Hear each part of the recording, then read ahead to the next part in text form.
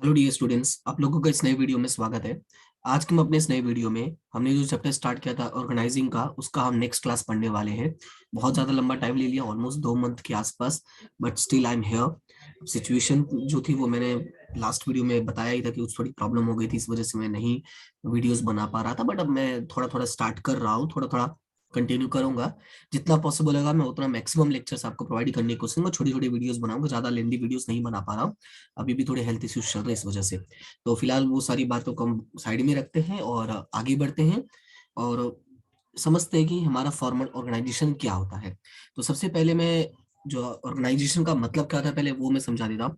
हम लोगों ने पढ़ा, स्टार्ट किया था organization. So what is organization, सबसे पहले क्वेश्चन ये स्टार्ट होता है।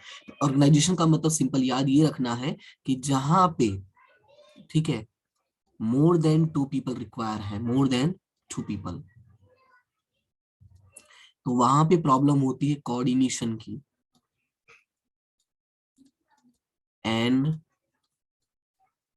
कॉपरेशन की, राइट। सो ऐसे केसेस में जहां पे भी मोर देन टू पीपल की रिक्वायरमेंट है, वहां पे कोऑर्डिनेशन कॉपरेशन जैसे क्वेश्चंस अराइज होते हैं। तो इन क्वेश्चंस जो ये अराइज होते हैं, इन क्वेश्चंस के सॉल्यूशन के लिए हम लोग क्या करते हैं, उनको इस तरह से अरेंजमेंट करते, क्या करते हैं, अरेंजमेंट करते हैं। क्वेश्चन होता है किसका अरेंजमेंट करना है सर, तो अरेंजमेंट करते हैं लोगों का, यानी पीपल्स का। ठीक है, किसको क्या काम करना है, कैसे करना है, कितना करना है, ये सारी अरेंजमेंट करते हैं। एंड ऑन दैट बेसिस जो हमें स्ट्रक्चर मिलता है उसी को हम क्या बोलते हैं, ऑर्गेनाइजेशन बोलते हैं। क्लियर है। अभी जैसे मैंने बोला एक को यहाँ पे रहना, एक को यहाँ पे, एक को यहाँ पे, एक यहाँ पे, एक यहाँ पे, तो देखो एक स्ट्रक्चर बन गया कि नहीं बन गया। तो इसको हम लोग क्या बोल देंगे, बोल देंगे भाई ये क्या है, ऑर्गेनाइजेशन है। क्लियर है। और यहाँ पे हम लोग को पढ़ना था ऑर्गेनाइजेशनल स्ट्रक्चर, जिसमें हम लोग का एक टॉपिक है फॉर्मल। अभी फॉर्मल का मतलब क्या होता है वो समझो। देखो कई बार ऐसा होता है, हम लोगों ने फ्रेंड्स के साथ डायलॉग मारा जाता है, फॉर्मल मत बन। ठीक है। कई बार ऐसा हुआ होगा कि स्कूल में कोई फंक्शन होता है तो हम टीचर से पूछते हैं कि मैम कैसे कपड़े पहनकर आने हैं ना, तो वो बोलते हैं कि फॉर्मल ड्रेस पहनकर आना। तो फॉर्मल का मतलब क्या होता है, जहां पे एकदम कितना टिप टॉप, जहां पे एकदम रूल्स की बात होती है। ठीक है। जब भी हम फॉर्मल्स की बात करते हैं तो वहां पे क्या होता है, रूल्स होते हैं। तो यहाँ पे तुम्हें याद क्या रखना है, सबसे पहले याद रखना, हर चीज यहाँ पे प्री डिफाइंड होता है। क्या होता है, प्री डिफाइंड होता है एवरीथिंग, प्रोसेस, गोल्स, लोग, रिलेशन, सब कुछ। तो यहाँ पे मैं लिख भी देता हूं। ठीक है। Predefined process, predefined goal, ठीक है, predefined relations, each and everything are predefined. और ये जो पूरा स्ट्रक्चर बनता है उसी को हम लोग क्या बोलते हैं, फॉर्मल ऑर्गेनाइजेशन बोलते हैं। तो एक बार आप बुक में रीड करते हैं, क्योंकि जब हमें मीनिंग समझ में आएगा then only it will be easy for us to memorize the characteristics. देखो कैरेक्टरिस्टिक्स जो होते हैं ना, मैं स्टार्टिंग से जब से पढ़ा रहा हूं तब से मैंने एक ही बात बोली है सबको, और आपको भी यही कहता हूँ कि कभी भी तुम डायरेक्टली मेमोराइज करने पर मत जाया करो। पहले जो उसका बेसिक मीनिंग है, उस मीनिंग को इतनी अच्छे से समझो कि कैरेक्टरिस्टिक्स तुम्हारे लिए बहुत आसान हो जाए। क्योंकि होता क्या है कि मीनिंग क्लियर है तो आगे का पॉइंट क्लियर होगा। बात समझे कि नहीं, बेस क्लियर होना जरूरी है। तो स्टार्ट करते हैं और समझते हैं क्या होता है। तो यहाँ पे सबसे पहले देखो क्या लिखा है, in order to achieve the predefined goal. तो सबसे पहले मैंने क्या बोला, कि मैंने बोला कि हमारे यहाँ पे क्या होता है, प्री डिफाइंड गोल्स होते हैं। तो यहाँ पे मैं बस टिक कर देना, to achieve the formal structure of relationship. अब यहाँ पे देखो वर्ड यूज किया फॉर्मल स्ट्रक्चर। तो फॉर्मल स्ट्रक्चर का मतलब मैंने क्या बता दिया भाई, प्री डिफाइंड होता है सब कुछ। रिलेशनशिप मैंने देखो क्लियरली मेंशन किया था कि नहीं, रिलेशनशिप भी होता है among persons and work established which is known as a formal organization. तो याद रखना है कि जो हमारे प्री डिफाइंड गोल्स होते हैं उनको अचीव करने के लिए एक रिलेशनशिप और वर्क के बीच में फॉर्मल स्ट्रक्चर बनता है, और उस स्ट्रक्चर को हम लोग क्या बोलते हैं, फॉर्मल ऑर्गेनाइजेशन बोलते हैं। ये रहा आपका मीनिंग। ठीक है। ये क्या एक्सप्लेन कर रहा है, मीनिंग एक्सप्लेन कर रहा है। उसके बाद आगे है linear organization, functional organization are the types of formal organization. जो इसके पहले हमने दो टॉपिक कंप्लीट किया था, एक लीनियर हम लोगों ने कंप्लीट किया था और एक फंक्शनल कंप्लीट किया था। तो आपको याद क्या रखना है कि ये दोनों की दोनों किसके टाइप से, ये दोनों की दोनों टाइप से फॉर्मल ऑर्गेनाइजेशन के, क्योंकि इन दोनों में अगर ध्यान दिया होगा तो जो रिलेशंस होते हैं ना वो प्री डिसाइडेड होते हैं। यानी देखा जाए तो मैक्सिमम ऑर्गेनाइजेशंस में जो वर्क होता है वो हमारा फॉर्मल की बेस पर ही होता है। यानी सभी ऑर्गेनाइजेशन में जो रिलेशंस होते हैं काम करने के, वो प्री डिसाइडेड होते हैं, पहले से लोगों को पता होता है कि अगर मुझे छुट्टी चाहिए तो मुझे किसके पास जाना होगा, अगर मुझे इस मतलब टॉपिक से रिलेटेड कोई इन्फॉर्मेशन चाहिए तो मुझे कहाँ जाना पड़ेगा, वो पहले से डिसाइडेड होता है, right. In this type of organization the necessary powers are given to enable the person to perform certain kinds of responsibility. तो याद रखना है कि जो भी रिक्वायरमेंट्स होती है, नेसेसरी पावर्स होते हैं, वो उनको दिया होता है, राइट। तो याद रखना necessary power given, why they are given a power to enable the person, right, to enable the person to perform certain kinds of responsibility। तो याद रखना है कि जो फॉर्मल ऑर्गेनाइजेशन होता है उसमें पावर फिक्स होती है, पावर दे देते हैं। पावर क्यों देना है, क्वेश्चन राइज होता है, ताकि वो लोग अपने काम करें, जो भी उनको रिस्पॉन्सिबिलिटीज दिया है उस रिस्पॉन्सिबिलिटीज को वो बेटर वे में परफॉर्म कर पाए। क्लियर है? In the last line, in which matters related to delegation of authority between superior officers are clarified. और इसमें भाई एक चीज क्लियर हो जाता है कि डेलीगेशन ऑफ अथॉरिटी किसके पास होगा, यानी कि अथॉरिटी का डेलीगेट कौन करेगा। अभी क्वेश्चन ये डेलीगेशन ऑफ अथॉरिटी क्या होता है, तो ये हमारा नेक्स्ट टॉपिक बनने वाला है। इसके लिए आपको थोड़ा सा वेट करना पड़ेगा, पहले ये टॉपिक क्लियर करते, फिर नेक्स्ट टॉपिक में आपको एक्सप्लेन करूंगा डेलीगेशन ऑफ अथॉरिटी। क्लियर है? तो ये था हमारा फॉर्मल ऑर्गेनाइजेशन का मीनिंग। आई होप कि आपको ये मतलब पूरा समझ में आ गया होगा। अब चलते हैं कैरेक्टरिस्टिक्स की बात करते हैं। तो कैरेक्टरिस्टिक्स में सबसे पहला लिखा है फॉर्मल स्ट्रक्चर। तो पहली बात डिसाइड हो गया था कि ये जो हमारा स्ट्रक्चर यानी जो हमारा ऑर्गेनाइजेशन है, इसमें जो स्ट्रक्चर होता है वो कैसा होता है, फॉर्मल होता है।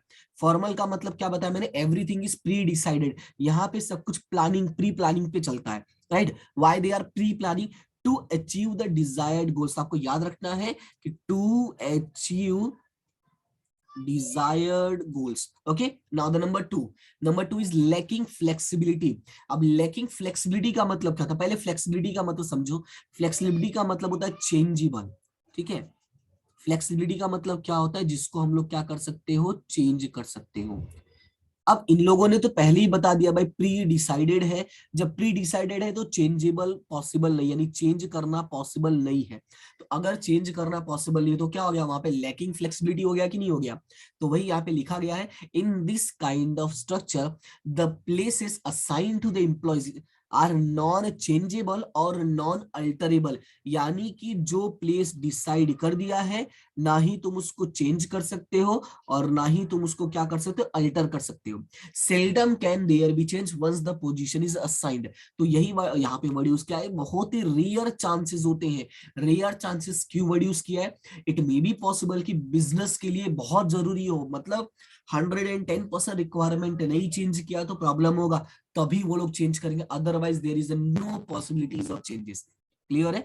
This was number 2 point. Number 3, delegation of power from upper to lower level. तो याद रखना है कि जो पावर है वो हमेशा कहां से होगा, अपर टू लोअर में ही जाएगा। क्योंकि जब हम बात करते हैं रूल्स एंड रेगुलेशंस की, हर चीज का पहले से रिलेशन डिसाइड होता है, पावर हमेशा ऊपर से नीचे की तरफ ही आता है। तो delegation of power is done by superior officer and flows from upper level to lower level. तो याद रखना है कि जो डेलीगेशन है, ठीक है, वो कौन करता है, बाय सुपीरियर। बाकी तुम्हें याद ही रहेगा, from upper level to lower level. Next one is a large size. अब यहाँ पे याद रखना है कि ये जो pre defined, pre decided goals है, रिलेशनशिप है, ये कब पॉसिबल होगा, जब हमारे पास मैक्सिमम नंबर्स होंगे, मैक्स नंबर ऑफ पीपल्स। मतलब 2 है, 4 है, तो 2-4 में क्या डिसाइड करना है भाई, 2-4 में इतना थोड़ी टेंशन होगा। जब 20-25 लोग काम करते हैं, 50 लोग, 100 लोग काम करते हैं, तब वहां पे जरूरत पड़ने वाली है। और 50-100 लोग कहाँ पे काम करेंगे, जहां पे ऑर्गेनाइजेशन कैसा होगा, लार्ज होगा। तो याद रखना है कि जो लार्ज साइज के ऑर्गेनाइजेशन होते हैं, वहां पर ही ये स्ट्रक्चर की रिक्वायरमेंट होती है, अदरवाइज कोई जरूरत नहीं है। फिर नेक्स्ट है पर्टिकुलर रिलेशन। जो रिलेशन होता है ना, वो प्लान्ड होता है, पहले से ही पता होता है। तो इसीलिए रिलेशंस के लिए वर्ड यूज किया पर्टिकुलर रिलेशन। एक इंसान, मतलब दो लोगों, जो 2 लोग काम कर रहे हैं, उनके बीच में कौन सा रिलेशन है, वो पहले से ही डिसाइड कर लिया गया है। Due to methodical plan formal structure the relations among the employees are particularly formed. तो याद रखना है कि जो लोग काम करते हैं, जो एम्प्लॉइज हैं, उनके बीच का जो रिलेशन है, उसको ये लोग प्लानिंग करके डिसाइड करते हैं। ये पहले से ही नहीं होता, ये प्लानिंग करके बनता है। क्लियर है? The next one is a communication. अब देखो, अगर रिलेशन फॉर्मल है तो कम्युनिकेशन भी कैसा होगा, फॉर्मल होगा।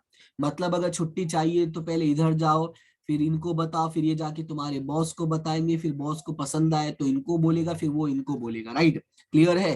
तो जहां पे रिलेशंस मतलब स्टार्टिंग में जो हमारा गोल है वो प्री डिसाइडेड है, वो फॉर्मल है, वो स्ट्रक्चर फॉर्मल है, तो कम्युनिकेशन भी कैसा होगा? फॉर्मल होगा। So communication is done only through a formal method. तो याद रखना है, ओनली थ्रू फॉर्मल मेथड। क्या? Communication. And the informal communication has no place over here. याद रखना है कि इनफॉर्मल का कोई रोल नहीं होता है। किसका? जब हम बात करते हैं कम्युनिकेशन का, तो वहां पे इनफॉर्मल का कोई रोल नहीं होता है। इसके बाद हमारा जो नेक्स्ट टॉपिक है वो है इनफॉर्मल कम्युनिकेशन। तो इनफॉर्मल कम्युनिकेशन को हम नेक्स्ट क्लास में रेडी करते हैं। मैंने पहले बोला ना, थोड़ा लेंथी क्लास नहीं रखते हैं, ठीक है? एज अभी मैं रिसेंटली रिकवर किया हूं, तो थोड़ा सा प्रॉब्लम हो रहा है बोलने में, क्योंकि कंटिन्यूसली क्लास लेना पॉसिबल नहीं हो पा रहा। तो मैं छोटी छोटी क्लास आपको बना रहा हूँ, और आपके टॉपिक के रिक्वायरमेंट के अकॉर्डिंग आपको पसंद आते हैं तो डेफिनेटली सपोर्ट करें। सपोर्ट का मतलब लाइक शेयर एंड सब्सक्राइब करना ही है। बाकी इसमें कुछ भी एक्स्ट्रा देखो, फाइनेंशियली कुछ भी नहीं है, जो है वो मोरली सपोर्ट करना है, ठीक है? मोरली सपोर्ट करना है, और वो अगर आप करते हैं तो बहुत बहुत थैंक यू सो मच, और नहीं करते हैं तो भी thank you. What else I can do? सिर्फ थैंक यू बोल सकता हूँ, नथिंग एल्स। तो मैं चाहूंगा कि आप सपोर्ट करें, ठीक है? और फिर मिलते हैं अपने नेक्स्ट क्लास में, और नेक्स्ट क्लास में पढ़ते हैं इनफॉर्मल। लेकिन एक चीज याद रखना, जो भी मैं क्लासेस अपलोड करता हूँ, जो भी मैं पढ़ाता हूँ, अगर आप सीरीज वाइज से चलोगे तभी आपको मजा आएगा। छोड़ छोड़ के भागोगे तो मजा नहीं आएगा। स्पीड बढ़ा लेना, 1.5 1.75 2, जैसे स्पीड बढ़ा के सुनना चाहो वैसे सुनो, बट सुनो, ठीक है? चलो मिलते हैं नेक्स्ट क्लास में, तब तक thank you so much and have a good day.